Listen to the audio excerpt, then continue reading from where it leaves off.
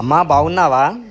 బాగానే ఉన్నాలే. ఏంటి సడన్ గా వచ్చావు? ఏం లేదమ్మా, నువ్వు ఎలా ఉన్నావో చూద్దామని వచ్చాను. నాకేంట్రా కనిపించట్లేదు ఏంటి? అంత దర్జాగా ఉన్నాను. నువ్వు బయటికి బానే ఉన్నావమ్మా, కానీ నీ మనసులో బాధ ఏంటో చెప్పు. మనసులోనా? నాకేం బాధ ఉంటుందిరా, 3 పూటలు తింటున్నాను, హాయిగా ఉంటున్నాను. నా చిన్న కొడుకు బాగా చూసుకుంటా. ఎందుకమ్మా అబద్ధం చెప్తావు? నాకు తమ్ముడు అన్నీ చెప్పాడు మీరు ఎన్ని ఇబ్బందులు పడుతున్నారో. పోయిన సంవత్సరం నా పరిస్థితి కూడా తెలుసు కదమ్మా. ఇప్పుడు చూడు, జాబ్ వచ్చింది, ప్రమోషన్ కూడా వచ్చింది నాకు. నీకు జరిగినట్టు మాకు జరిగితే బాగుండ్రా. అయితే అమ్మ దగ్గరికి వెళ్ళమ్మా, అంతా మంచిగా జరుగుతుంది. అమ్మా? ఏ అమ్మరా? ఇంకెవరమ్మా, ఆ కాటేరమ్మ తల్లి. ఒక్కసారి ఆ తల్లి దర్శనం చేసుకున్నందుకే నాకు చాలా మంచి జరిగింది. అందుకే ఆ తల్లిని దర్శించుకోవడానికి రెండోసారి కూడా వచ్చాను.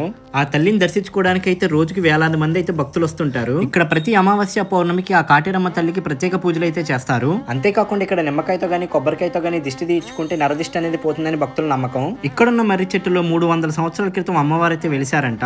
అంతేకాకుండా ఇక్కడున్న జోడీ మర్రి చెట్టుకి 9 వారాల పాటు 9 ముడుపులు కడితే ఎటువంటి కష్టాలున్నా కోరికలున్నా ఇట్ట అయితే తీరిపోతాయి. అమ్మవారికి మనస్ఫూర్తిగా కోరుకొని ఇక్కడ కాయిన్ పెట్టి నిలబడితే గనక మనం కోరుకున్న కోరిక ఖచ్చితంగా నెరవేరుతుందంట. ఇక్కడికి వచ్చిన భక్తులు వాళ్ళంతటా వాళ్ళే చెప్తున్నారు వాళ్ళ సమస్యలన్నీ తొలగి ఇప్పుడు చాలా సంతోషంగా ఉంటున్నారని.